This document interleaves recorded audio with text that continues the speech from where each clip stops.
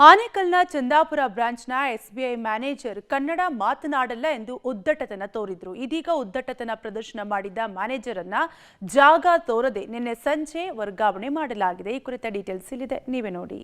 SBI bank manager ಉದ್ದಟತನ, ಕನ್ನಡಿಗರಿಗೆ ಅಪಮಾನ, Karave protest, bank ದಾಖಲೆ ಪತ್ರ ಹರಿದು ಕನ್ನಡಿಗರು ಕಿಡಿ. ಆನೇಕಲ್ನ ಚಂದಾಪುರ ಬ್ರಾಂಚ್ನ ಎಸ್ಬಿಐ ಮ್ಯಾನೇಜರ್ ಕನ್ನಡ ಮಾತನಾಡಲ್ಲ ಎಂದು ಉದ್ದಟತನ ತೋರಿದ್ರು.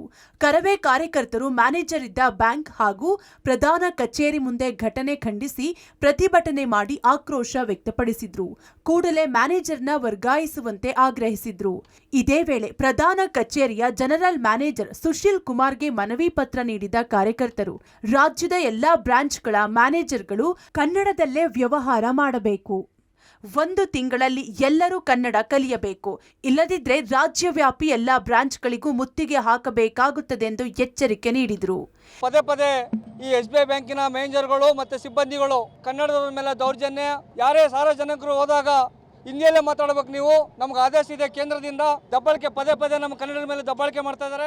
1 ತಿಂಗಳ ಒಳಗಡೆ ಎಷ್ಟು ಜನ ಕನ್ನಡದಲ್ಲಿ ಬ್ಯಾಂಕ್ ಮ್ಯಾನೇಜರ್ ಇದ್ದಾರೆ ಎಸ್ಬಿಐ ಬ್ಯಾಂಕ್ ಅಲ್ಲಿ, ಕಡ್ಡಾಯವಾಗಿ ಎಲ್ಲ ಕನ್ನಡ ಕಲಿಬೇಕು, ಕನ್ನಡದವರಿಗೆ ಉದ್ಯೋಗಗಳು ಕೊಡಬೇಕು, ಕನ್ನಡವನ್ನು ಮಾತಾಡಬೇಕು ಗ್ರಾಹಕರ ಜೊತೆ. ಇದೀಗ ಉದ್ದಟತನ ಪ್ರದರ್ಶನ ಮಾಡಿದ ಮ್ಯಾನೇಜರ್ ಅನ್ನ ಜಾಗ ತೋರದೆ ನಿನ್ನೆ ಸಂಜೆಯೇ ವರ್ಗಾವಣೆ ಮಾಡಿದೆ. ಈ ಬಗ್ಗೆ ಸಿಎಂ ಸಿದ್ದರಾಮಯ್ಯ ಕೂಡ ಟ್ವೀಟ್ ಮಾಡಿದ್ದು, ಎಸ್ಬಿಐ ಶಾಖಾ ವ್ಯವಸ್ಥಾಪಕರು ಕನ್ನಡ ಮತ್ತು ಇಂಗ್ಲಿಷ್ನಲ್ಲಿ ಮಾತನಾಡಲು ನಿರಾಕರಿಸಿ ನಾಗರಿಕರನ್ನ ಕಡೆಗಣಿಸಿರುವುದು ತೀವ್ರವಾಗಿ ಖಂಡನೀಯ. ಅಧಿಕಾರಿಯನ್ನ ವರ್ಗಾವಣೆ ಮಾಡುವಲ್ಲಿ ಎಸ್ಬಿಐನ ಕ್ರಮವನ್ನ ನಾವು ಪ್ರಶಂಸಿಸುತ್ತೇವೆ ಎಂದಿದ್ದಾರೆ. ಬ್ಯಾಂಕ್ ದಾಖಲೆ ಪತ್ರಗಳನ್ನ ಹರಿದು ಹಾಕುವ ಮೂಲಕ ಕನ್ನಡಿಗರ ಕ್ಷಮೆ ಕೇಳಬೇಕು ಎಂದು ಆಗ್ರಹಿಸಿದ್ರು. ಈ ವೇಳೆ ಪೊಲೀಸರು ಹಾಗೂ ಪ್ರತಿಭಟನಾಕಾರರ ಮಧ್ಯೆ ವಾಗ್ವಾದ ನಡೆಯಿತು. ಯಾರಿಗೆ ಆಗಲಿ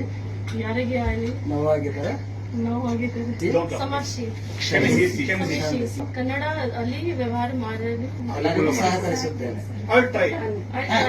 ಒಟ್ಟಾರೆ ದರ್ಪ ತೋರಿದ ಅಧಿಕಾರಿ ವರ್ಗಾವಣೆಯಾಗಿದ್ದು, ಮಾಡಿದ ತಪ್ಪಿಗೆ ವರ್ಗಾವಣೆ ಶಿಕ್ಷೆ ಅನುಭವಿಸಬೇಕಿದೆ.